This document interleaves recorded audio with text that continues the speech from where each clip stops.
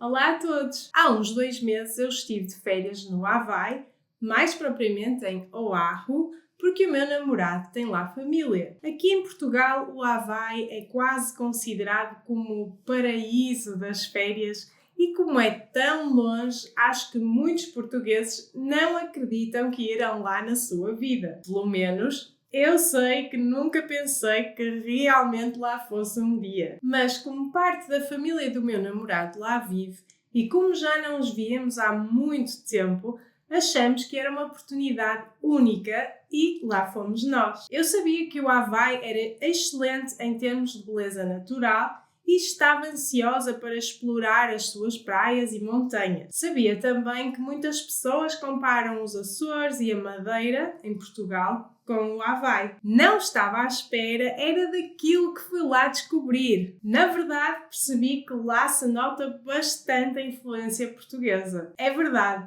um lugar tão distante de Portugal, mas mesmo assim com traços bem visíveis da cultura portuguesa. Então resolvi fazer este vídeo para vos mostrar o que eu descobri por lá. Se estão interessados em saber, venham daí comigo nesta aventura. A minha primeira impressão do Havaí foi o facto de estar um calorzinho úmido. Pensei, não sei porquê, que lá não seria tão úmido como em Portugal, mas enganei-me. Apesar de achar que estaria sempre sol e calor, percebi que em certas zonas da ilha, às vezes também faz um ventinho mais fresco. Vi logo aí uma similaridade com Portugal. Também comecei a perceber que aqui e ali havia alguns nomes portugueses, ou pelo menos similares a português. Por exemplo, uma vez estava a nadar nesta praia aqui, que se chama Waimea Beach, ou Praia de Waimea. E passou por mim um rapaz que tinha uma tatuagem grande nas costas que dizia Ferreira. Ora, eu fiquei surpreendida, porque Ferreira é um nome de família muito comum em Portugal. O que é que eu fiz? Perguntei ao dito rapaz se ele era português, ao que ele respondeu que sim.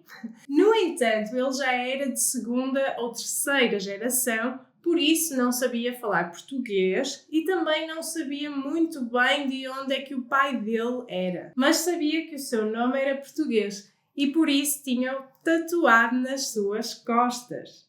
E eu, claro, fiquei toda contente. Falando com o marido da irmã do meu namorado, confusão, que é havaiano, percebi que, de facto, a influência portuguesa está bem presente na ilha de Oahu e até ele próprio pensa que tem família portuguesa afastada. Ele disse-me que houve uma forte imigração de portugueses para o Havaí, começou por volta de 1880, quando portugueses dos Açores e Madeira emigraram para lá para trabalhar nas plantações de cana-de-açúcar. Isso mesmo também pude constatar quando fomos visitar o Polynesian Cultural Center em Oahu. Sim, o Centro Cultural da Polinésia. Como é possível ter lá encontrado informação sobre a influência dos portugueses na ilha? Bem, é fácil.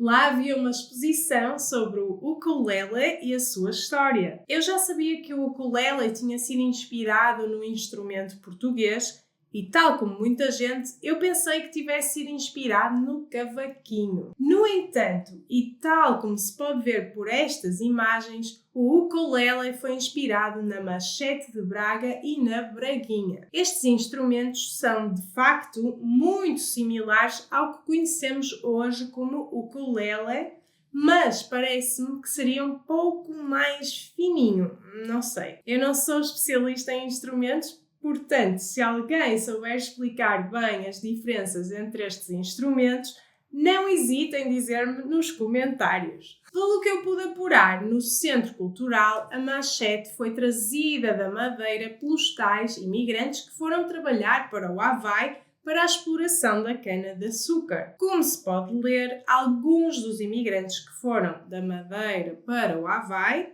Augusto Dias, Manuel Nunes e José do Espírito Santo, abriram lojas de música em Honolulu por volta de 1886. Também podem aí ver fotografias desses primeiros imigrantes a tocarem com os seus instrumentos. Esta foi uma viagem ao passado realmente interessante e eu aprendi muito. Finalmente sei qual foi o instrumento que inspirou a pulga saltitante. O ukulele, na verdade, é uma palavra havaiana que significa algo como pulga saltitante, por causa da forma rápida como os dedos parecem saltar nas cordas quando se toca o instrumento. Outra coisa interessante é que a forma como as pessoas locais dizem a palavra ukulele é ainda influenciada pela forma como os portugueses o diziam. O português não é como o inglês, então não tem o som de U, mas sim de U. Um U seco, como eu costumo dizer. Assim, os habitantes locais, até hoje, ainda dizem ukulele e não ukulele. Se bem que quando querem ser mais rápidos, podem dizer apenas ux. Isto também me leva a outra similaridade que eu encontrei entre Portugal e o Havaí, e o português e o havaiano, mais especificamente, a quando da minha visita ao parque temático da Polinésia. Por lá havia várias coisas que nos transportavam no tempo até aos primórdios da cultura polinésia. Havia casas, barcos, vestimentas e muito mais a imitar as coisas antigas que se podiam encontrar nos países que formavam a Polinésia. Países como o Fiji, o Havaí, o Tahiti, Tonga, Samoa, a Nova Zelândia, entre outros. Uma dessas coisas foi uma escola que eu encontrei quando estava a visitar a parte referente à cultura havaiana. Nessa escola, como se pode ver pela imagem, eu descobri informações referentes à língua havaiana e percebi que havia mais uma vez similaridades com a língua portuguesa. Foi aí que fiz este vídeo a falar das vogais havaianas e a compará-las com as vogais portuguesas. So, the Hawaiian alphabet, you have A as in A, E as in E, I as in I, O as in O, and U as in U. So the Portuguese and the Hawaiian alphabet are the same in terms of vowels. So we have A, E, I, O, U. Como podem ver, o A, E, I, O, U havaiano diz-se da mesma forma que em português e de forma bastante diferente do inglês. Eu não estou a querer dizer que isto é influência portuguesa no havaiano, mas apenas achei interessante esta similaridade de sons que de resto fui encontrando pelo Havaí quando lia coisas em havaiano. Não são línguas parecidas de todo, mas consegui encontrar-lhes sons e formas de ler similares.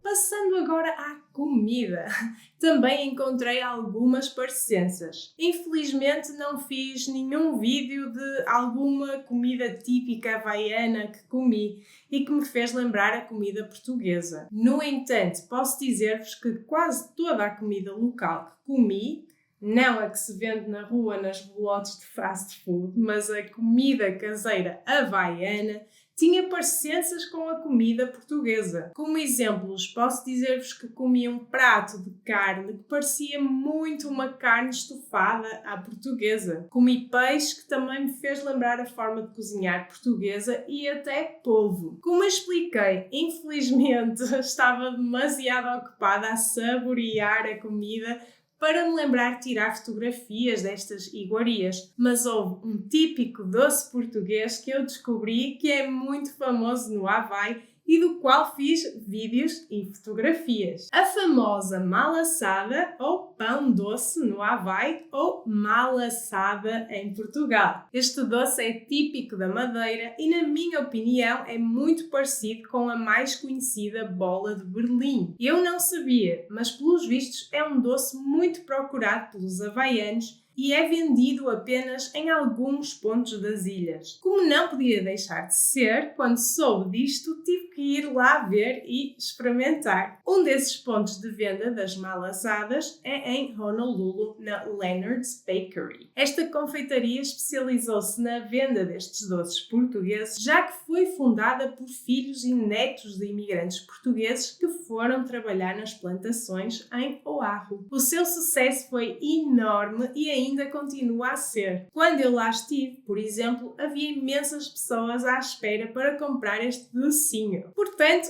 eu claro que também tive que provar estas doçuras e sim, estão aprovadas. São tão boas como as nossas bolas de Berlim e também se podem comprar com ou sem recheio, tal como o que acontece em Portugal, especialmente nas praias do Algarve no verão. Depois de visitarmos a Leonard's Bakery, ainda tivemos tempo de visitar a famosa praia do Waikiki, mas deixem-me que vos diga, apesar de ser bonita e apesar de valer a pena visitar uma vez, pelo menos, eu não trocaria as ricas praias de Waimea e Three Tables, por exemplo, ou as da parte norte da ilha pela praia do Waikiki. Simplesmente tem demasiada gente e eu prefiro as praias mais calmas, onde vão mais pessoas locais e menos turistas. Por isso, se puderem visitar outras praias também, não hesitem em fazê-lo. Mesmo assim, gostei de ir a Waikiki uma vez para visitar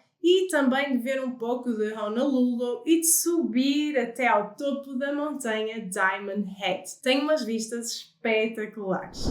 Quando pensei que já não veria mais traços da cultura portuguesa pelo Havaí, acabei por encontrá-la também quando fui visitar Pearl Harbor. O Museu do Pearl Harbor fala da Segunda Guerra Mundial e mais especificamente do ataque por parte dos japoneses a Pearl Harbor em 1941, o que precipitou a entrada dos Estados Unidos da América na guerra. Apesar de ter sido aqui, neste museu, que também percebi que uma das maiores influências culturais no Havaí é a cultura japonesa e que a maior parte da população em Oahu tem origens japonesas, ainda assim consegui encontrar vestígios dos portugueses até neste museu. Isso aconteceu quando estava a ver os nomes dos inúmeros barcos que pertenciam à frota americana. Muitos deles tinham nomes portugueses ou parecidos com nomes portugueses. Aqui nestas imagens podemos ver alguns. Por exemplo, temos aqui o USS Robalo,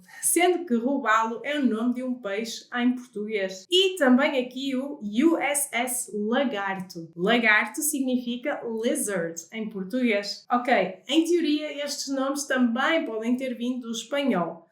Mas ainda assim, eu não tenho a certeza se Robalo tem o mesmo nome em espanhol. Por isso, vou pensar que vieram do português. Portanto, como se pode ver, os portugueses estão bem presentes no Havaí e eu li que algo como 10% da população havaiana é descendente de portugueses, o que me surpreendeu. Vocês sabiam disto? São do Havaí ou têm familiares que são de lá? Será que algum de vocês tem ascendência portuguesa, apesar de serem havaianos? Digam-me nos comentários que eu sou curiosa. Quanto à minha experiência no Havaí, gostei muito e quero voltar. Espero poder voltar a nadar com as tartarugas e com os tubarões, a fazer mergulho, a subir ao topo das montanhas verdejantes e, principalmente, a encontrar-me com a minha família havaiana. Espero que tenham gostado deste pequeno vídeo e que o partilhem com os vossos contactos. Se quiserem aprender português comigo, quem sabe se para falarem com a vossa família portuguesa no Havaí, não se esqueçam de ir ver a minha aula gratuita. Vou deixar o link aqui em baixo. Beijinhos por agora e até ao próximo vídeo!